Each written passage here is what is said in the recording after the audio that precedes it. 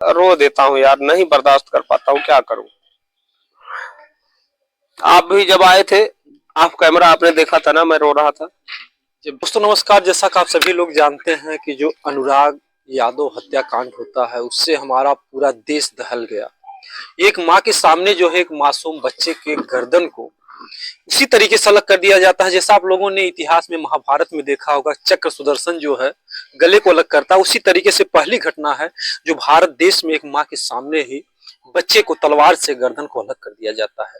आज इस घटना को 3 महीने से प्लस हो गए हैं और आज भी जो है प्रधान जी गए थे, जो आज 5 तारीख है, तारीख पड़ी थी और फिर जो है डेट पे डेट, फिर डेट मिल जाता है 10 तारीख को। ऐसे में इस परिवार का जो इंतजार करते करते आंखों की जो आंसू है, अश्रुधारा कभी रुकती नहीं है। और बहुत कष्ट के साथ कहना पड़ता है कि जो पहले फिल्म बनी थी अंधा कानून, क्या वास्तव में अंधा कानून है कि जब सारे सबूत सब कुछ पर्याप्त है, इसके बाद भी इतना तारीख पे तारीख और इतना दुखद और इतना पीड़ादायक मैटर को जो है लोग खिलौना बना रहे हैं और प्रधान जो है शाम तक इंतजार करते रहे और सबसे लास्ट में उनकी फाइल को देखी जाती है। पिताजी, क्या प्रधान जी से बात हुई? नहीं भैया, मैं कचहरी गया था, वकील साहब लोग से मिला, फिर मैं चला आया, क्योंकि मुझे पता है भैया न्यायालय में क्या होता है। तारीख मिलती है, आप सुबह चले जाओ, शाम तक आओ, वकील साहब को आप पैसे दो और तारीख ले लो, फिर अगली तारीख पे जाओ, तारीख ले लो, बस यही होता है बाबू। वो चीजें मैंने देखी है और आज भी वही हो रहा है। आप बताइए कि बगैर नोटिस के कितनी जगह बुलडोजर चल गया, जहां नोटिस नहीं लगी फिर भी बुलडोजर चला, और यहाँ नोटिस लगाने के बाद भी उनसे सफाई मांगी जा रही है कि आप आपत्ति दाखिल करो। ठीक है, आपत्ति दाखिल कर दिए, क्या आप लोग हैं, मैं क्या शिकायत क्या करूं, गरीब आदमी शिकायत भी नहीं कर सकता, मजबूरी है। बस निवेदन कर सकता हूं कि आप लोग देख रहे हो साहब, तो कुछ ऐसा भी कर दो कि किसी गरीब का दिल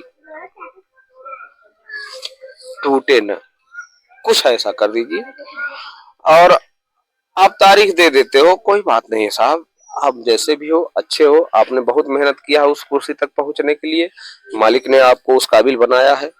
और लेकिन निवेदन करता हूँ, रिक्वेस्ट करता हूँ कि कम से कम किसी की सुन भी लिया करिए। कितनी जगह बुलडोजर चल गया जहां नोटिस नहीं लगी थी, नोटिस लगने के पहले बुलडोजर चल गया, और यहाँ आपको पता है कि ये बंजर में है जमीन, फिर भी बुलडोजर नहीं चल रहा है। क्या कर सकता हूँ, गरीब आदमी, इसी तरह से रो के मर जाऊंगा। और आप भी देखे हो, अभी रो रहा था मैं, आपने भी देखा है, तो रोना किस्मत में लिखा है बाबू, तो रोऊंगा, क्या करूंगा, और मैं इससे ज्यादा कर क्या सकता हूँ। आज प्रधान जी ने एक बात कही कि लालता की पत्नी गई थी कोर्ट में और वो बताते थे कि चाचा जी हमसे ही कहते थे प्रधान जी आप सतर्क रहिए, आपकी भी जान को खतरा। आज उन्होंने महसूस किया, उनके साथ कई लोग गए थे, तो उन्होंने कहा कब तक हम चाचा की बातों को इनकार करते रहे।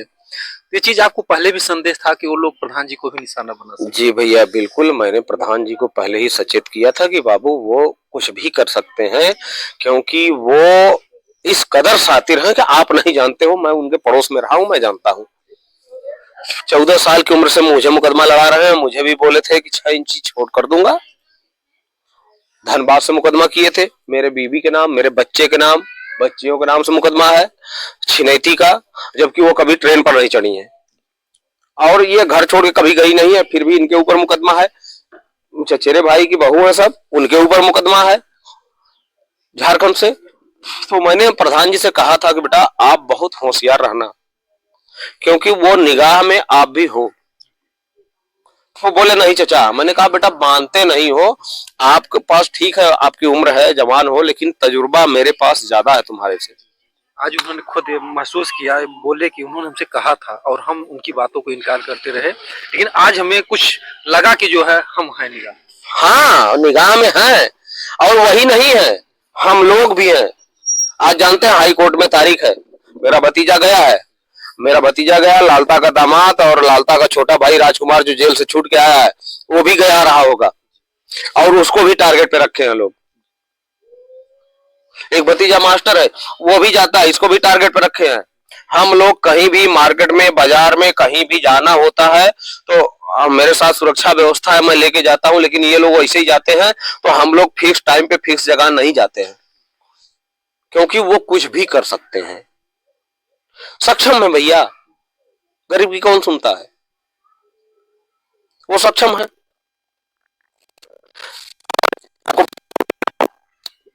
यहीं से नहीं, झारखंड से भी उनके आदमी आए हुए हैं। मैं कहूंगा तो लोग बताएंगे कहानियां बनाता है। झारखंड से भी आदमी आए हुए हैं, आपको फोटो दिखा देता हूं, मेरे पास फोटो है उनका। मैं 2 बार कचहरी गया था, मेरी रेकी की गई, और मैं उस समय मैंने कह दिया, उसी समय कह दिया कि भैया मैं कचहरी नहीं जाऊंगा। मरने का गम नहीं है, मरना एक दिन सबको है, लेकिन मेरी बच्चियां अनाथ हो जाएंगी। मुझे मरने गम नहीं, मैं तो उसी दिन मर गया जिस दिन अनुराग को उन लोगों ने मार दिया, मैं उसी दिन मर गया हूं। जिंदा लाश हूं, ढो रहा हूं खुद को। जीने की कोई इच्छा नहीं, कोई शौक नहीं है, न खाने की, न पहनने की, न नहाने की, कुछ नहीं, ऐसे पड़ा रहता हूं, कोई शौक नहीं है। लेकिन उन बच्चियों के लिए, और सुरक्षा व्यवस्था भी जो मैंने लिया है, उन बच्चियों के लिए ही लिया है। और ये लोग किस कदर हरामखोर हैं, अभी आपको पता नहीं होगा। कल की बात है, मेरा ये पट्टा जो है 40,000 पट्टा, मैं पहले बोलता ना बड़े पिताजी के नाम 40,000 पट्टा है, उस पर उन्होंने मुकदमा कर रखा है। ये जमीन जायदाद, ये घर मकान का मुकदमा है, वो सब लेना चाहते थे। उसमें कल तारीख थी, इतना दिन हो गया, कम से कम 20-25 तारीख पड़ी, हमको सम्मन नोटिस तक नहीं आया। और कल उस पर फैसला हुआ। सरकारी वकील साहब, मैं उनका धन्यवाद करना चाहता हूं, प्रणाम करना चाहता हूं कि साहब आप धन्य हो, आपने कुछ नेक काम किया है। वो वकील साहब बहस किए, और सरकारी वकील साहब बहस किए, और उन्होंने कहा, जज महोदय रहे होंगे, चाहे तहसीलदार महोदय रहे होंगे, जो भी रहे होंगे, उन्होंने उनसे कहा कि साहब ये चीजें बरकरार रखी जाएं। और उस पर कल बहस हुई, और वो भी एक श्रीवास्तव जी हैं, मीडिया से ही हैं, उन्होंने हमको बताया कि चाचा आपको मालूम था कि आपके नाम से तारीख थी और आपका पट्टा कैंसिलेशन के लिए उन्होंने एप्लीकेशन डाला था। मैंने कहा भैया पता ही नहीं है। मतलब मुझे घर से भी बेदखल करने के लिए, ये घर और सब उनको लेना था, तो घर से बेदखल करने के लिए भी पहले से साजिश थी कि वो पट्टा कैंसिल हो जाता तो ये हमारा घर गिरवा देते, वो बुलडोजर चलवा देते। और उनका घर बना है बंजर की जमीन में, और वो भी स्टे की जमीन में, उन पे बुलडोजर नहीं चल रहा है। मैं क्या कर सकता हूँ, रोता हूँ सुबह शाम, दोपहर में, रात में, उठ के बैठ के लेट के रोते रहता हूँ, हाथ पैर जोड़ते रहता हूँ। बाकी बस अब मेरे हाथ में कुछ है नहीं, और मैं अपराधी भी नहीं हूं कि कुछ इस तरह का कृत्य करूं जिस तरह से उन्होंने किया। हमको नहीं करना है भैया, जाओ, आप ही बड़े हो, आप राजा रहो, जाओ भैया, मेरी किस्मत में नहीं था, नहीं है, बात खत्म है।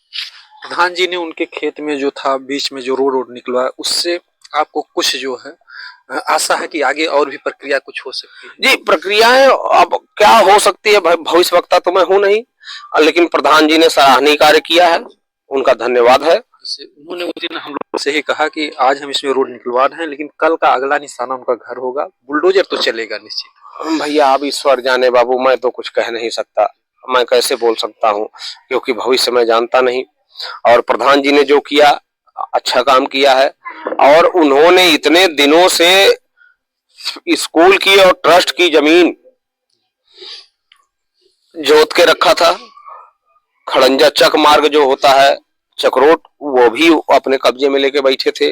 इतने दिनों से कार्रवाई नहीं हुई, प्रधान जी ने कार्रवाई किया उस पे, उनका भी धन्यवाद है। ईश्वर करे को हमेशा हमारे गांव के प्रधान बने रहें।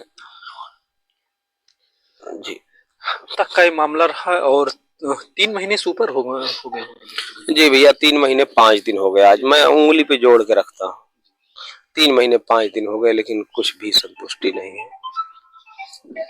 ये है हमारे देश की कानून व्यवस्था, और 3-3 महीने से इंतजार जो है पिताजी कर रहे हैं, और आज भी जो है इसी आस में है कि कुछ निर्णय आ जाए, कुछ फैसला आ जाए, कुछ जो है दिल को ठंडक मिल जाए। उनका बच्चा तो नहीं वापस आ सकता है, लेकिन हम चाहेंगे, हमारा निवेदन है कि ऐसी घटना को, ऐसे प्रकरण को जो है इतना लंबा ना ठहराया जाए। अगर लोग इतना देर तक जो है न्याय कहते हैं, देर से मिला हुआ न्याय भी नहीं होता है, तो बहुत देरी का न्याय जो है किस काम का, अगर परिवार तड़प करके मर जाएगा। क्योंकि हमेशा आस लगी रहती है। आज भी जब सुबह गए होंगे प्रधान जी, कुछ बातें हुई होंगी जब जा रहे हैं? नहीं भैया, मैं उनसे मिल ही नहीं पाया। मैं कचहरी गया था, लेकिन मैं किसी देख भैया, मुझे रोना आ जाता है यार, मैं कुछ कह नहीं पाता, इसलिए मैं भाग के चला आता हूँ। मैं गया, वकील साहब से मिला, उनसे बात करके फिर मैं तुरंत 5 मिनट के अंदर मैं वापस आ गया भैया। ये आते हैं हम लोग हमेशा पास हुई। बस भैया, और क्या बोलूं यार, कुछ नहीं, कहने में कुछ नहीं है। ईश्वर मालिक है, बस उनकी एक आस्था है उनमें, और शुरू से रही है, आज भी है, कि हे प्रभु, उनके पास बहुत पैसा है, आप उनको देख लीजिएगा। मेरी हिम्मत नहीं है और मेरे पास इतनी सामर्थ्य नहीं है। आपके भरोसे आज तक जिंदा हूं और आप ही की शरण में कभी आ जाऊंगा, लेकिन इन्होंने जो कुकृत्य किया है, आप उनको देख लीजिएगा प्रभु, बस। इस पिताजी की जो आखिरी इच्छा हम अपनी आंखों से देख सके कि हाँ निर्णय क्या होता है, क्योंकि वो दर्द तो कभी एक पल के लिए तो भूल नहीं पाएंगे, चाहे रात हो, चाहे सो रहे हो, चाहे जाग रहे हो, क्योंकि ऐसा बच्चा था जो दोस्त बन के इनके साथ में रहता था और आज इस दुनिया में नहीं है और 3 महीने से तड़प रहे हैं उस न्याय के लिए। तो बहुत शर्म आती है कहने में कि ऐसी कानून व्यवस्था 3-3 महीने हो जाने के बाद भी जो है आज तक कुछ निर्णय नहीं हो पाया। तो हम चाहेंगे कि इस परिवार को जल्द से जल्द न्याय मिले, ताकि लोगों का कानून से भरोसा जो है बना रहे, नहीं तो हर कोई यही कहेगा कि ये कानून अपने देश का अंधा है। जय हिंद, जय भारत।